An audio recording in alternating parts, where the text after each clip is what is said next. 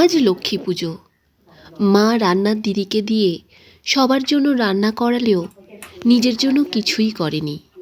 তাই মায়ের জন্য চটজলদি নিরামিষ ডালিয়া বানিয়ে ফেলবো।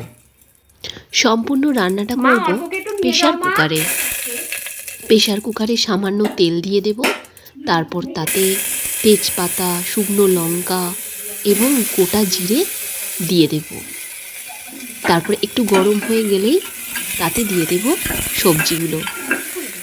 লাউ, গাজর, আলু, পালং শাক, মটরশুঁটি, ধনেপাতা দিয়ে এত সুন্দর একটা ডালিয়া রান্না আজকে হয়েছিল। মায়ের তো খেয়ে খুবই ভালো লেগেছে, তোমাদের সাথে শেয়ার করলাম।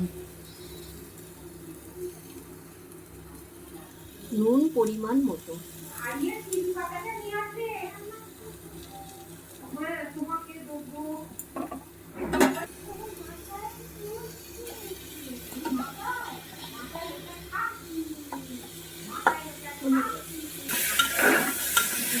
ডালটা আগেই ভাজা ছিল, সুতরাং বেশি ভাজার আর দরকার নেই।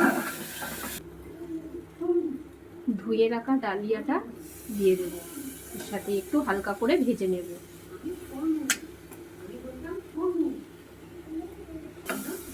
একটু নাড়াচাড়া করে নেব, অল্প আছে একটু নাড়াচাড়া করে নেব।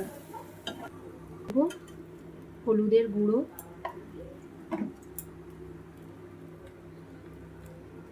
ধনের গুঁড়ো,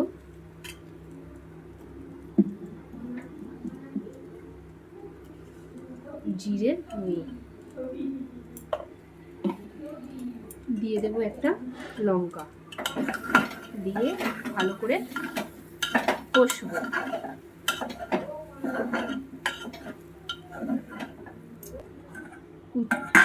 কুচিয়ে রাখা টমেটো দিয়ে দেব, দিয়ে আরো ভালো করে কষবো। দেব অল্প একটু ঘি, পুরোটা দেব না।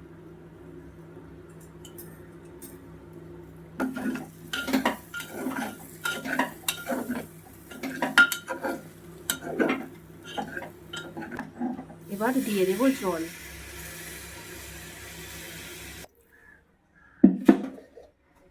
দিয়ে দেব আর একটু নুন, টেস্টের জন্য দিয়ে দেবো একটু চিনি। মিডিয়াম আঁচে প্রেসার কুকারটাকে বসিয়ে রাখবো। 5টা সিটি পড়ার পর এটাকে নামিয়ে নেব। 5টা সিটি পড়ে গেছে, এখন একটু কচি পালং শাক দিয়ে দেব।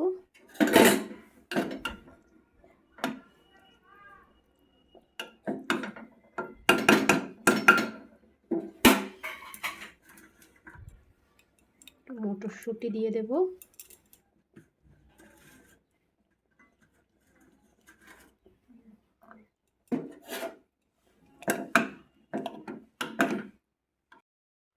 একটু ধনে পাতা দিয়ে দিলাম,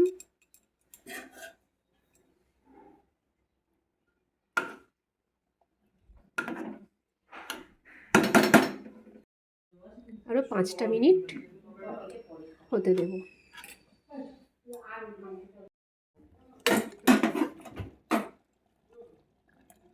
আর একটু ঘি দিয়ে নামিয়ে নেব।